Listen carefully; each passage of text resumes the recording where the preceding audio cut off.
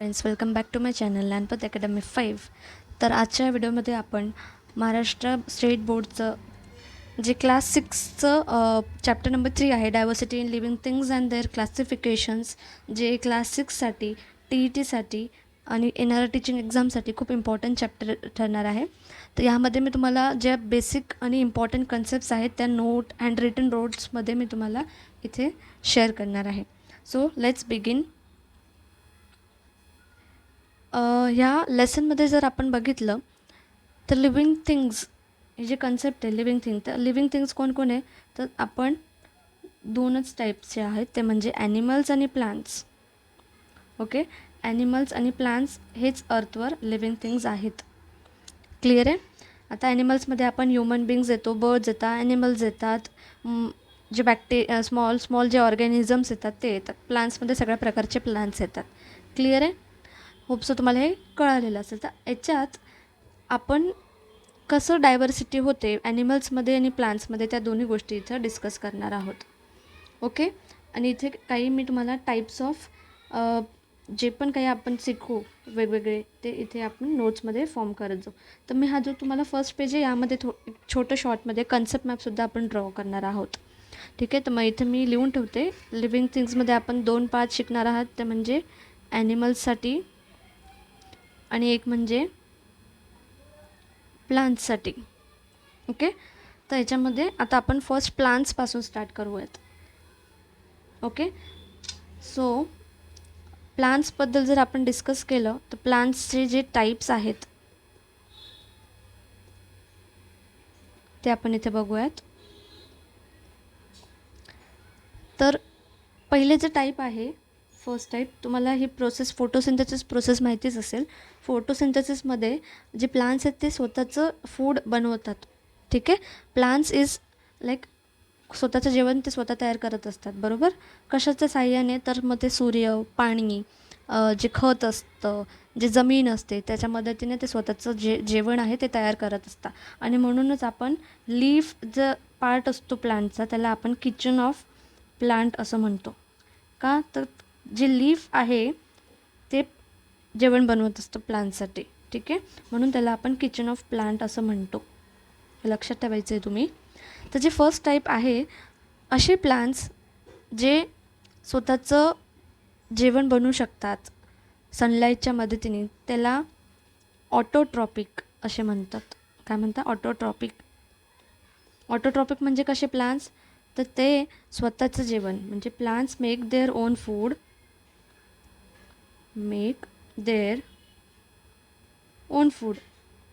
कधी बनवतात बरं ओन फूड, जेव्हा सनलाईट असते. Okay, in presence of sunlight. मी इथं ब्रॅकेटमध्ये लिहून इन प्रेझेन्स ऑफ सनलाईट असं करते. ओके, तर हे कसं कळेल ऑटोट्रॉपिक प्लांट्स आहे, तर याचे एक्झाम्पल काय आहेत, जे हिरवेगार प्लांट्स असतात तेच फक्त सनलाईटमध्ये फूड बनवू शकतात, बरोबर. तर हिरवे का असतात बरं ते प्लांट्स, तर जे लीफमध्ये ना त्यांना एक असं रिंगसारखं स्ट्रक्चर असतं. ओके, असे आपण जर मायक्रोस्कोपमध्ये बघितलं तर ह्या स्ट्रक्चरमुळे त्यांच्यामध्ये ग्रीन कलरचं पिगमेंट प्रेझेंट असतं, त्याला आपण क्लोरोफिल असं म्हणतो. आणि त्या क्लोरोफिलच्या मदतीने हा प्लांट जो आहे तो इझिली त्याचं जेवण तयार करू शकतो, त्याचं फूड तयार करू शकतो, म्हणून त्याला ऑटोट्रॉपिक असं म्हणतात. ऑटोट्रॉपिक, आता हे कसं लक्षात ठेवायचं, ऑटो म्हणजे ऑटोमॅटिकली त्याचं फूड सनलाईटने बनतं असं लक्षात ठेवायचं. ओके, तर ही होती आपली फर्स्ट जे टाईप येते. तर याचे एक्झाम्पल्स कुठले झाले, हिरवेगार प्लांट्स कोणते आहेत, तर हिबिस्कस, मँगो ट्री.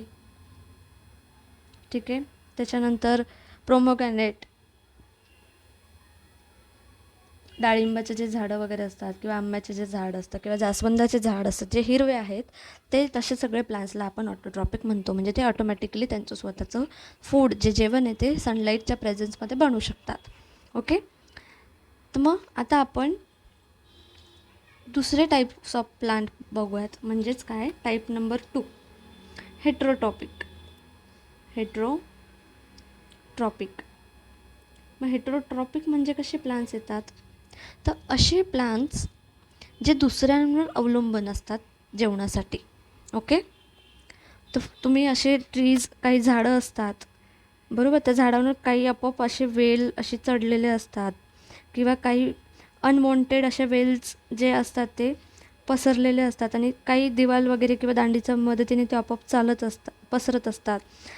जास्त करून दुसऱ्या झाडांवर जे वेल चढलेले असतात ना, तसे जे प्लांट्स असतात त्या प्लांट्सला हेटेरोटॉपिक म्हणतो. म्हणजे काय, तो स्वतःचं जेवण नाही बनवू शकत, त्याला दुसऱ्यांचा याच्यावर अवलंबून राहायचं असतं. बरोबर. हे बघा, मी इथं तुम्हाला एक पिक्चर दाखवते. तुम्हाला इथे दिसत असेल की हा जो इथे एक झाड आणि एक वेल आहे इथे बघा. आणि त्या वेलेवर हे जे लाईन्स दिसत आहेत ना तुम्हाला येलो येलो, ते दुसरं प्लांट चढलेलं आहे. तर ते का चढले, कारण की हा जो हिरवा प्लांट आहे तो जेवण तयार करू शकतो आणि त्या या जे वेलसारखे प्लांट आहे त्याला तिथून जेवण भेटेल म्हणून ते त्याच्यावर चढलं. ठीक आहे. त्याच्यावर ग्रो करतं, त्याचे रूट्स वगैरे तिथं ग्रो होतात आणि मग ते त्याला जेवण भेटतं. बरोबर. म्हणून असे जे प्लांट्स असतात त्याला आपण हेटेरोटॉपिक असं म्हणतो. ओके. आणि हे आपण पाहिलं होतं ऑटोट्रॉपिक. क्लिअर आहे. नेक्स्ट आपण हेटेरोटॉपिकमध्ये डेफिनेशन मी तुम्हाला आधी लिहून देते. Plants which depends on others, which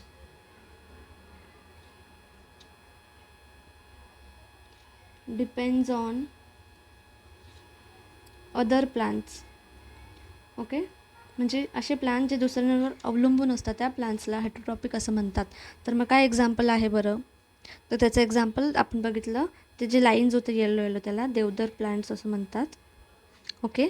आणि फंगस लागतं बघा जेवणाला, बुरशी वगैरे येते, ते बुरशीसुद्धा जेवणावर येते. बरोबर. ते स्वतः एका असं फॉर एक्झाम्पल आपण ब्रेडचा तुकडा घेतला, ठीक आहे, त्याला फंगस चढतं, बुरशी चढते अशी. तर ती तिथं का चढते, कारण की तिला जेवण भेटत असतं त्या ब्रेडपासून. बरोबर. ठीक आहे. तर ती पण सुद्धा दुसऱ्यांवर अवलंबून आहे म्हणून त्याला पण सुद्धा हेटेरोटॉपिक असं म्हणूयात आपण. क्लिअर. आता अजून एक प्रकार आहे, तो म्हणजे असे प्लांट्स जे इन्सेक्ट्सला खातात. ओके. असे प्लांट्स जे इन्सेक्ट्सला खातात. आता त्याला इन्सेक्ट खातात म्हणून त्याला इन्सेक्टिव्होरस असं नाव देतो आपण. काय देतो, इन्सेक्टिव्होरस. का म्हणतो त्याला इन्सेक्ट, प्लांट्स ईट इन्सेक्ट्स. तर कोणते प्लांट्स आहे असे एक्झाम्पल काय त्याचं, पिक्चर प्लांट पहिलं हे एक्झाम्पल आहे. त्यानंतर व्हीनस फ्लायट्रॅप असे एक्झाम्पल आहे. आता हे जे व्हीनस फ्लायट्रॅप वगैरे जे एक्झाम्पल्स आहेत ना, तर ते असे काहीतरी गोल असे दिसतात. ओके.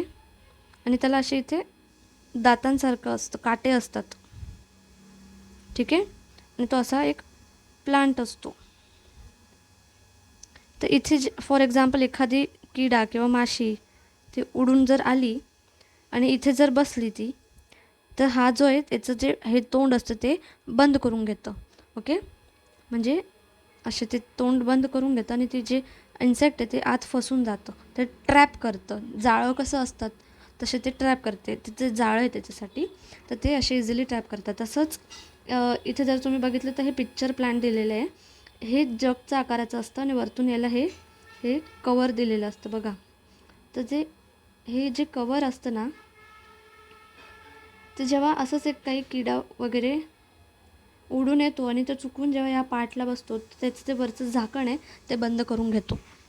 ठीक आहे. जेणेकरून ते बाहेर ना निघू शके. आणि मग मध्ये गेल्यावर एक असं लिक्विड असतं, जेल टाईप असतं, त्याच्यात तो फसून जातो आणि मग तो त्या लिक्विडमध्ये आपले कसे डायजेस्टिव्ह ज्यूस असतात पोटात, तसे ते डायजेस्ट करून घेतं. ठीक आहे. तर हे आपण आता काही 3 प्रकाराचे प्लांट्स जे असतात ते आपण डिस्कस करून झालं आहे. हे जे आहे सिम्पल एक ट्री दिलेलं आहे. ओके. नेक्स्ट आपण आता आता हे जे 3 आपण डिस्कस केले ते मी इथं मेन्शन करून देते, म्हणजे आपला जो कन्सेप्ट मॅप आहे तो तयार होईल. तर आपण इथे टाईप्स बघितले. पहिला टाईप होता ऑटोट्रॉपिक,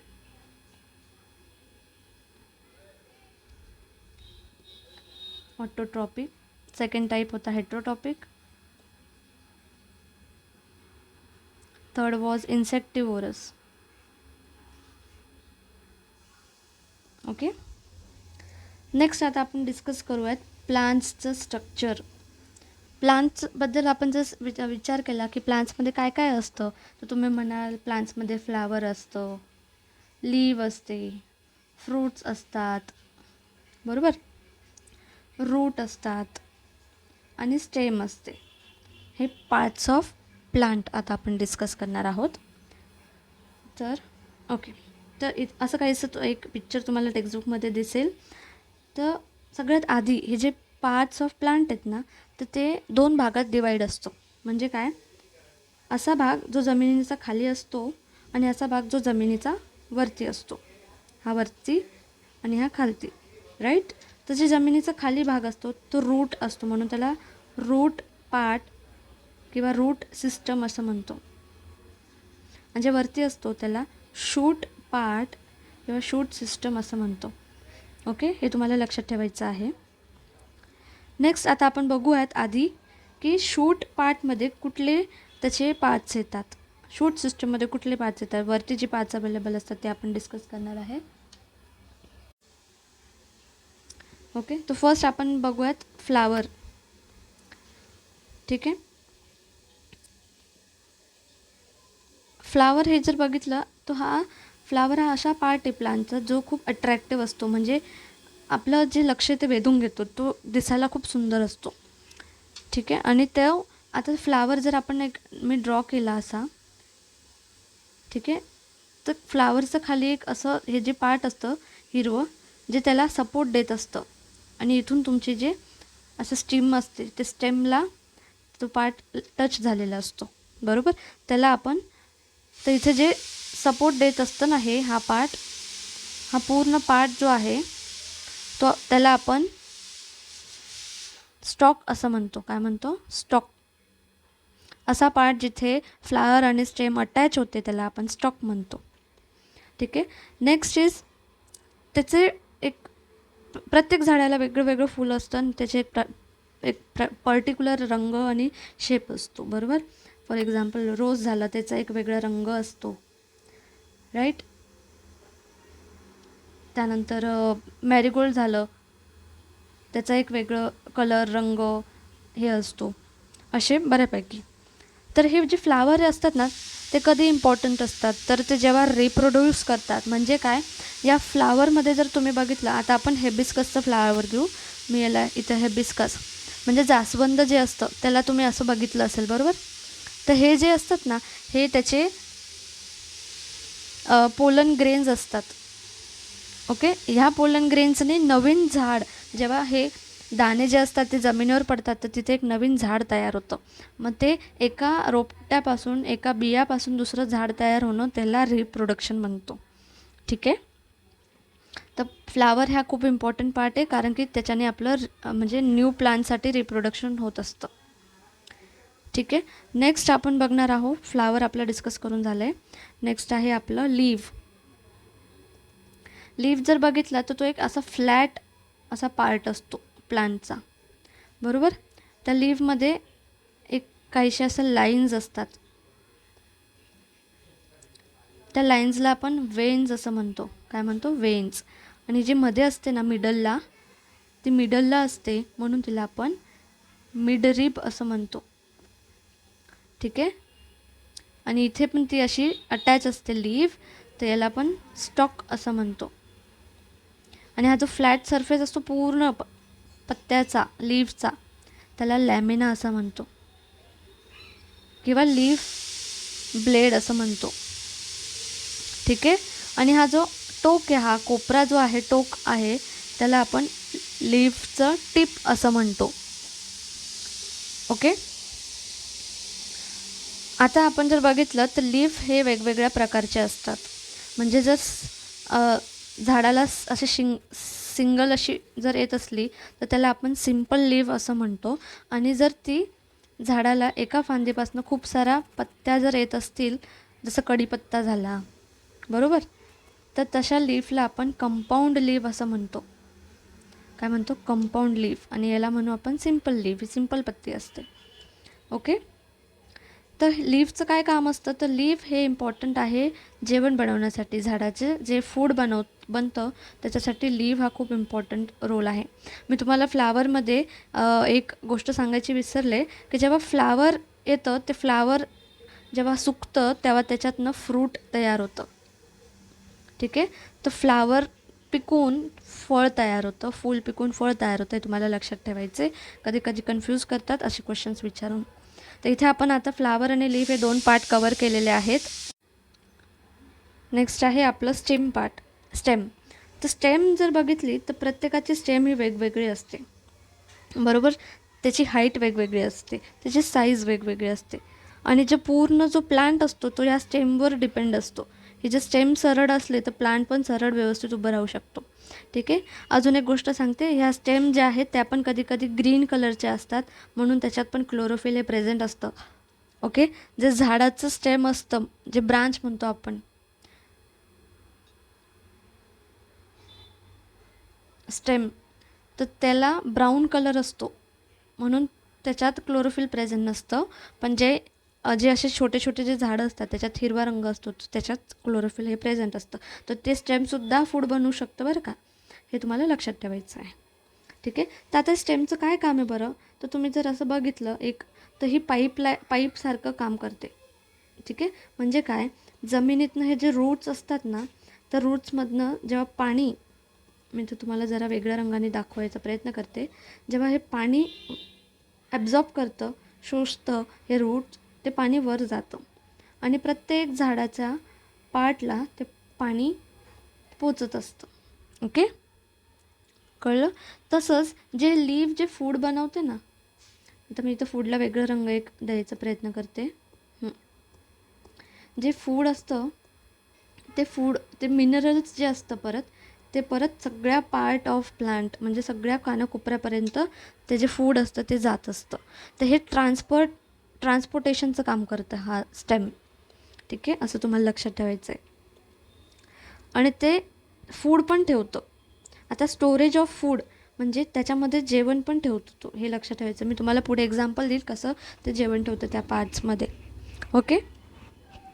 त्यानंतर काही वेळेस रिप्रोडक्शन पण होतं. फॉर एक्झाम्पल तुम्ही ऊस पाहिला असेल, बरोबर. ऊसाला आपण हा स्टेमच असते ना ऊसाची, बरोबर. इथून असे नंतर वरती पाले असतात आलेले, बरोबर. तर हे जे स्टेम असते, हा जो ऊस असतो, इथून आपण कापून लावला तर दुसरं ऊस उगवतो, बरोबर. म्हणजे काय, तर इथून त्याची नवीन ऊसची निर्माता होते, म्हणून याला रिप्रोडक्शनला पण यूज होतो स्टेम. कधी कधी आपण गुलाबाचं असं कट करून कलम देतो, बरोबर. तर असे भरपूर एक्झाम्पल्स आहेत ज्याचे आपण स्टेम कट करून आणि नवीन प्लांट उगवू शकतो. नेक्स्ट आहे आपलं फ्रूटचं जर डिस्कस केलं तर फ्रूट कधी कधी एका बियांचं पण असतं, कधी कधी खूप जास्त बियांचं पण असतं. ठीक आहे. आणि त्या बिया तुम्हाला माहितीच आहेत, नवीन झाड तयार करण्यासाठी वापरले जातात. ठीक आहे. आता आपण इथे डिस्कस करूयात की कुठला पार्ट हा प्लांटचा खाता येतो.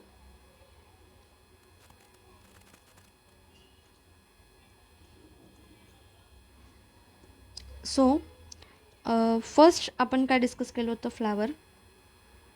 त्यानंतर आपण लीफ डिस्कस केलं, त्यानंतर स्टेम डिस्कस केलं, त्यानंतर फ्रूट हे डिस्कस केलं. आणि मी इथं आता डिस्कस करतेच आहेत म्हणून रूट पण ॲड करून टाकते आणि मग आपण रूटच्या नंतर फंक्शन बघूयात. तर फ्लावरचं काय फंक्शन असतं की फ्लावर पिकल्यावर फळ बनतो. ठीक आहे. आणि त्याचा जे बारीक बारीक पॉलन ग्रेन्स असतात त्याच्यानी नवीन झाड तयार होतं. लीफचं फंक्शन असतं जेवण बनवायचं, फूड बनवायचं. ठीक आहे. आणि तो गॅसेस पण एक्सचेंज करतो, जसं ऑक्सिजन भेटतं ना आपल्याला प्लांट्सपासून, मग तो गॅसेस एक्सचेंज करतो का, तो ऑक्सिजन बाहेर देतो आणि मध्ये काय घेतो, CO2 गॅस. ठीक आहे. त्यानंतर स्टेम जे आहे ते ट्रान्सपोर्टेशनचं काम करतं, पाण्याचं आणि फूड मिनरल्स न्यूट्रियंट्सचं. आणि फ्रूट जे आहे ते आपल्याला ॲज अ फूड प्रोव्हाइड करत असतं. आणि रूट हे खाली सॉईलमध्ये असं पकडून ठेवतो प्लांटला. ठीक आहे. तर फ्लावर असा काय पार्ट आहे फ्लावरचं एक्झाम्पल सांगा की जे आपण खाऊ शकतो. तर मग तुम्हाला माहिती आहे कॉलीफ्लावर म्हणजे जे आपला फुलगोबी जे असतं ते आपण खाऊ शकतो, तो फुलाचा प्रकार आहे. ब्रॉकोली, ठीक आहे, ब्रॉकोली आपण खाऊ शकतो. कधी कधी बनानाचं फूल आपण खाऊ शकतो, बनाना फ्लावर, केळीचं जे फूल असतं ते खातो आपण, बरोबर. असे बरेचसे फुलं असतात ते खातो आपण. गुलाबाच्या कळ्यासुद्धा गुलकंद म्हणून खातो, ओके. रोज आणि बरंच काही. लीव्ह हा प्रकार कसा खातो तर आपण कोरिएंडर म्हणजे कोथिंबीर खातो. त्यानंतर फेन्यूग्रीक म्हणजे मेथीचे पाले खातो. स्पिनॅच म्हणजे पालक खातो, पालक, बरोबर. मिंट पुदिना असतो. नंतर करी लिव्ज म्हणजे कढीपत्ता, तेजपान आणि असे बरेचसे. त्यानंतर स्टेम पार्ट कुठलं खातो तर स्टेम हे लक्षात ठेवा, जो आपला पोटॅटो आहे, पोटॅटोला हा भाग कोणता आहे, स्टेम पार्ट येतो बरं का. आणि जिंजर पण म्हणजे अद्रक पण हा स्टेम पार्ट आहे. त्यानंतर जे कांदा पात असते त्याचे जे हिरवे जे पात असतात ते पण स्टेम असतात. तर मी इथे लिहिते स्प्रिंग ऑनियन म्हणजे कांदा पात, ठीक आहे. मग आपला शुगर केन झाला, ऊस, स्टेम पार्ट असतो तो आपण खात असतो. फ्रूट्समध्ये सगळे एक्झाम्पल बनाना, मँगो, ऑरेंज हे ते, ओके. फ्रूट्स हे इझी आहे. त्यानंतर रूट्स जर बघितले कुठले रूट खातो आपण तर कॅरट जमिनीच्या आत उगवतो, बरोबर, तर रूट असतो. मग रॅडिश मुळा रूट असतो, जमिनीत आत उगवला जातो, ठीक आहे. आणि असे बीटरूट झालं परत, आणि असे बरेचसे एक्झाम्पल्स आहेत जे आपण त्याला जेवणासारखं जेवणामध्ये घेऊन खात असतो. आणि व्हेजिटेबल्स जे असतात ना आपले, टमाटर झालं, काकडी झाली, ते सुद्धा फ्रूट्समध्ये येतात बरं का. तुम्हाला इथे एक मी मेन अशी इम्पॉर्टंट कन्सेप्ट सांगते. आपण काय वाचतो, फ्रूट म्हणजे काय, ज्याच्यामध्ये सीड्स असतात, ठीक आहे. फ्रूटचं मेन काम काय आहे, ते सीडला प्रोटेक्ट करतं, म्हणजे काय, बियाला जपतं, बिया ज्या आतमध्ये असतात त्याला जपतं.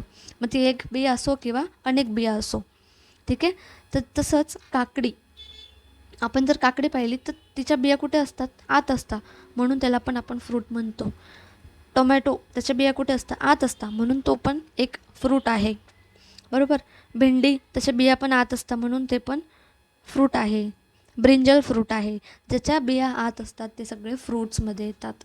आपण ह्युमन बिंग्सनी, माणसांनी व्हेजिटेबल्स, पालेभाज्या असं नावं देऊन त्याला वेगळं केलेलं आहे, ठीक आहे. तुम्हाला हे कन्सेप्ट लक्षात आली असेल. आता नेक्स्ट आपण जाऊयात रूट्सकडे. रूटचं काय काम आहे तर रूट जे आहे ते प्लांट्सला जमिनीत घट्ट असं पकडून ठेवतो, ठीक आहे. जर वारं, वादळी, तुफान काही आलं तर ते झाड पडत नाही. का नाही पडत, कारण की जे मुळ्या असतात त्या जमिनीत खूप खोलवट गेलेल्या असतात.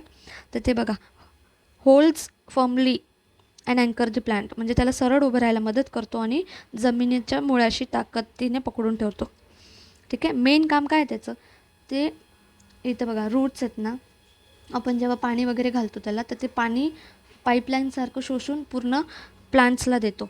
आपण त्याला खत घालतो, तर खतमध्ये काय असतं, न्यूट्रियन्स असतात, म्हणून ते न्यूट्रियन्स पण घेऊन ते पूर्ण झाडाला, प्लांट्सला ते देत असतात, ठीक आहे. आता नेक्स्ट आपण बघूया टाईप्स ऑफ रूट. तर रूटचे 2 प्रकार असतात.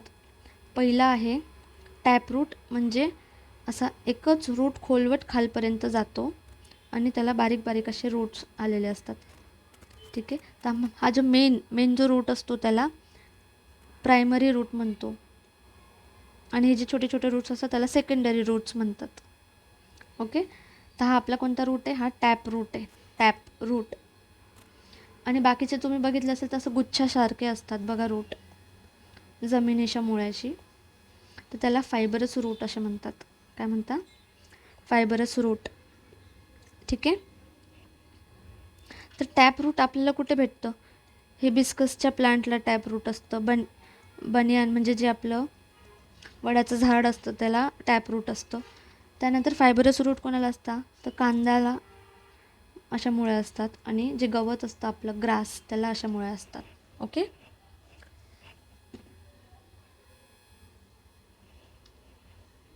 तर इथे आपण आता आपल्या प्लांट्सचे पार्ट्सबद्दल सगळं डिटेलमध्ये डिस्कस करून झालेलं आहे, ठीक आहे. आता आपण नेक्स्ट बघणार आहोत प्लांट्सबद्दल, ते म्हणजे क्लासिफिकेशन. म्हणजे काय की प्लांट्स हे कसे क्लासिफाय झालेले आहेत. तर त्यासाठी मी एक प्लेन पेज घेते. आता इथे मी लिहिते क्लासिफिकेशन आपण शिकणार आहोत. क्लासिफिकेशन का शिकायचं आहे आपल्याला, तुम्ही असं ऑब्झर्व करू शकतात की डेझर्टमध्ये वेगळे प्रकारचे प्लांट उगवतात, समुद्रकिनारी वेगळे प्रकारचे प्लांट उगवतात, है ना. कुठे भाताची शेती होते, कुठे कापसाची शेती होते, कुठे आंबे पिकतात, कुठे नाही पिकत. तर हे का असतं बरं, तर त्याला क्लासिफाय केलं आहे, बरोबर. कुठे काय उगवतं असं म्हणून आपण त्याला क्लासिफाय केलं आहे. तर आपण जर पहिले झाडांचं प्रकार बघूयात. म्हणजे फॉर एक्झाम्पल आधी आपण थोडंसं टाईप्सबद्दल डिस्कस करूया. म्हणजे काय, त्यांची हाईट वेटनुसार आपण जर बघितलं तर बघा, सगळ्यात मोठे काय असतात, झाडं असतात, ट्री म्हणतो आपण त्याला. त्यानंतर असतात श्रब, म्हणजे थोडे छोटे, जसे जास्वंदाचं झाड झालं, गुलाबाचं झाड झालं, बरोबर. ते झाडासारखे नसतात, पण ते कमी हाईटला आणि ते पसरट असतात, म्हणून त्याला श्रब्स म्हणतो. मग असतात हर्ब्स असतात, म्हणजे जसं की कोथिंबीर झाली, मेथी झाली, ते एकदम छोटे छोटे असतात, बरोबर. त्यांची हाईट खूप छोटी असते. त्यानंतर वाईन्स म्हणजे क्लाइंबर, म्हणजे असे प्लांट की जे सपोर्ट घेऊन चढतात वर, जसे द्राक्षबाग. ओके, वेल असतो ना त्याचा, जसं आपलं कारल्याचं वेल असतं, गिलक्या दोडक्याचं वेल असतं, बरोबर. ते चढतं वर, जसं मनी प्लांट असतं. आणि नंतर असतं आपलं क्रीपर, म्हणजे ते क्रीप करतं, ते चढत नाही, ते जमिनीवरच पसरत जातं, असे झाडं. म्हणजे टरबूजचं झाड झालं, तुमचं डांगर, म्हणजे पंपकिन असं म्हणतो आपण, त्याचं जे फळं जड असतात ते जमिनीवर असं पसरत चालतात, ठीक आहे. तर हे आपण टाईप्स जे आहेत ते थोडक्यात डिस्कस करणार आहोत.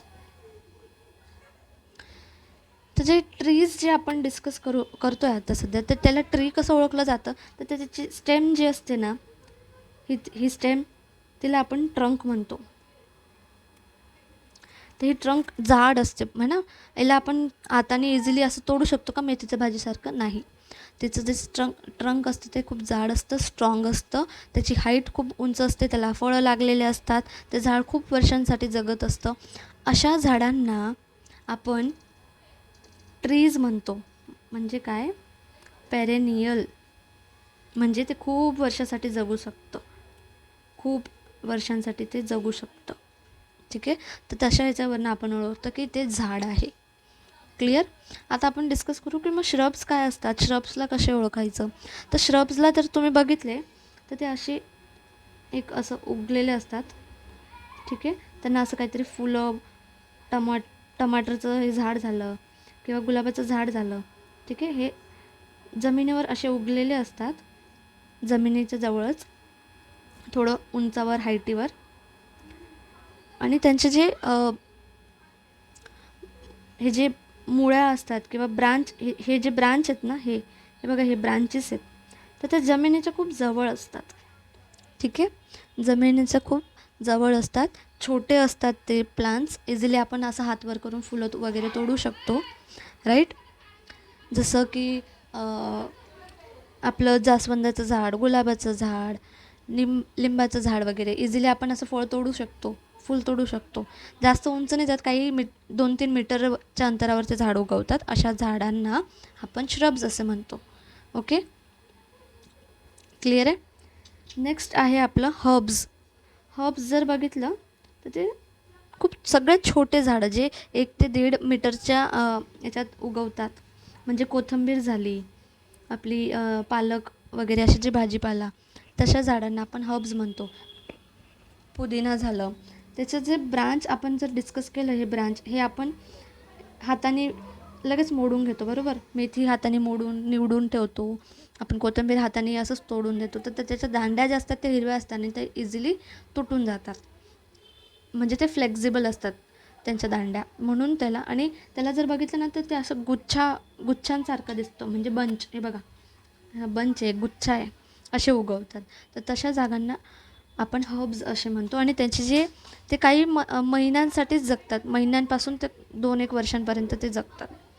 ठीक आहे, ते झाले आपले हर्ब्स.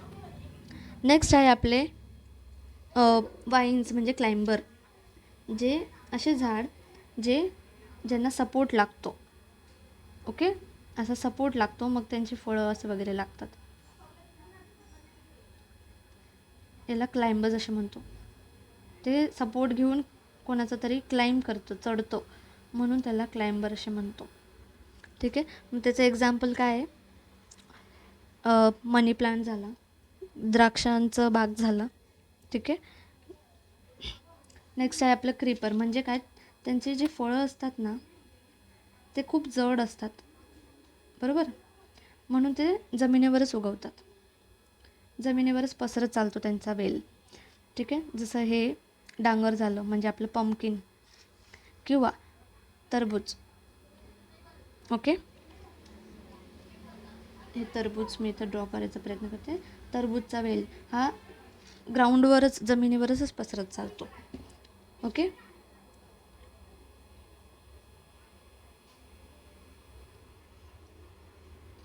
तर आपण आता जर तुम्हाला मी सांगितलं इथे की झाडांना त्यांच्या साईजनुसार एका सिरीजमध्ये लावा, तर सगळ्यात उंच काय असतं? ट्रीज, लंब जातं, वाढतं. त्याच्यानंतर श्रब्स, त्याच्यानंतर हर्ब्स. ओके, असं तुम्हाला हे लावता आलं पाहिजे. हे जे 3 आहेत स्पेसिफिक ते. आता आपण जर बघितलं, काही झाडं हे काही काळासाठीच, किंवा काही आपण म्हणतो ना आता ज्वारीची शेती करायची आहे, मग तो सीझन गेला का मग आपण कापसाची शेती करतो, तर त्याला काहीतरी काळ वेळ फिक्स असते, बरोबर. तर त्याबद्दल आपण थोडक्यात डिस्कस करूयात की अशी जे झाडं किंवा अशी जे झाडांची आयु जी असते, जसं झालं ज्वार, सनफ्लावर, हे कंप्लीट एका वर्षासाठी जगतात. ठीक आहे, 1 वर्ष पूर्ण. तर हे 1 वर्ष, आता आपण शाळेत मुलं शिकतो तेव्हा 1 वर्ष, जेव्हा एंडला वर्षाची एक्झाम होतो त्याला काय म्हणतो? ॲन्युअल. म्हणून याला पण ॲन्युअल झाडं असे म्हणतात, कारण की ते 1 वर्षासाठी जगतात. ओके, ॲन्युअल कळालं असेल तुम्हाला, त्यांची जे आयुष्य ते 1 वर्षासाठी असतं. त्याच्यानंतर येतं बॅनियल्स, म्हणजे असे झाडं ज्यांचं आयु 2 वर्ष इतकं आहे. मग कोणतं येतं? गाजर, बीटरूट. ठीक आहे, हे 2 वर्षासाठी जगतात. त्याच्यानंतर आपलं पेरिनल्स येतात. इथे डबल एन आहे, पेरिनल्स, पेरिनियल्स. अशी झाडं जी खूप वर्षांसाठी जगतात त्याला पेरिनियल्स झाडं, प्लांट्स असे म्हणतो. मग कुठले प्लांट्स येतात? तर श्रब्स येतात. त्याच्यात श्रब्स कोणते? मग हिबिस्कस झालं, मँगो ट्री झाला, गुलमोहर ट्री झाला, ते खूप वर्षांसाठी जगतात, बरोबर. फळं पण येतात, फुलं पण येतात त्यांना, म्हणून असे झाडं. तर असे हे तुम्हाला लक्षात ठेवायचं आहे. मॅनी इयर्स मी इथे तुमच्या लक्षात राहण्यासाठी लिहून ठेवते. ओके, तर असं हे क्लासिफिकेशन आपण आता डिस्कस केलं आहे. अजून एक पार्ट आहे याच्यात, तो म्हणजे फ्लावरिंग आणि नॉन फ्लावरिंग. म्हणजे काही झाडांना फुलं येतात, काही झाडांना फुलं येत नाही. ओके, म्हणून ज्याला फुलं येतात त्याला फ्लावरिंग प्लांट्स म्हणतात, ज्याला फुलं येत नाही त्याला नॉन फ्लावरिंग प्लांट्स म्हणतात. ठीक आहे, इथे तुम्हाला एक मेन इम्पॉर्टंट अशी कन्सेप्ट दिली आहे की दुनियातलं world's largest flower is found in Indonesia. इंडोनेशियाला हे सगळ्यात मोठं असं फ्लावर भेटतं. ठीक आहे, the diameter of the flower is plant rafflesia arnoldii is about 1 metre. म्हणजे याचं जे साईज आहे ती 1 मीटर इतकी आहे, इतकं मोठं ते फूल असतं. ओके, आणि स्मॉलेस्ट फ्लावर, दुनियातलं स्मॉलेस्ट फ्लावर जर बघितलं तर तो वोल्फिया, नाही तर त्याला डकवीड असं म्हणतो.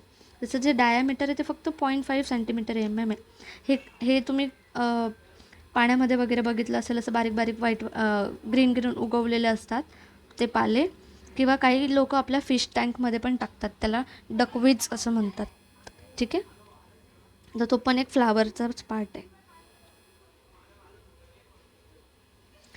नेक्स्ट आपण जर बघितलं तर काही जे प्लांट्स आहेत ते पाण्यात उगवतात, काही जमिनीवर उगवतात, काही डेझर्टमध्ये उगवतात. तर त्याच्यामागे त्यांचे वेगवेगळे कारणं आहेत. जे पाण्यात उगवतात त्यांना पाण्यातून त्यांचं जेवण वगैरे भेटत असतं, बरोबर. जे जमिनीवर उगवतात त्याला लँडपासून सॉईलपासून त्यांचं जेवण वगैरे भेटत असतं, ठीक आहे. जे डेझर्टमध्ये असतात त्यांना डेझर्टमध्ये कॅक्टस वगैरे युज्युअली बघायला भेटतं, म्हणून त्याचं जे कॅक्टसचं जे स्ट्रक्चर आहे ते जरा वेगळ्या पद्धतीने वर्किंग असतं. ओके, हेच आपण आतापर्यंत सगळं प्लांटच्या डायव्हर्सिटीबद्दल डिस्कस केलं. आता आपण थोडं ॲनिमल्सची जी डायव्हर्सिटी आहे ते त्याबद्दल थोडं डिस्कस करूयात, पण ते जरा आपण नेक्स्ट व्हिडिओमध्ये डिस्कस करू. ओके, सो आजचा हा जो व्हिडिओ आहे त्यात आपण खूप साऱ्या गोष्टी शिकलो आहेत, ते तुम्ही इम्पॉर्टंट लक्षात ठेवा, ठीक आहे. इथे मी तुम्हाला ॲन्युअल आपण एक गोष्ट शिकलो, ॲन्युअल.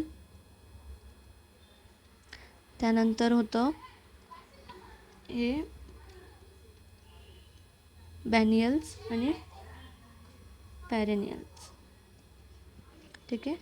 आणि मग आपण नॉन फ्लावरिंग आणि फ्लावरिंग पण शिकलो, नॉन फ्लावरिंग आणि फ्लावरिंग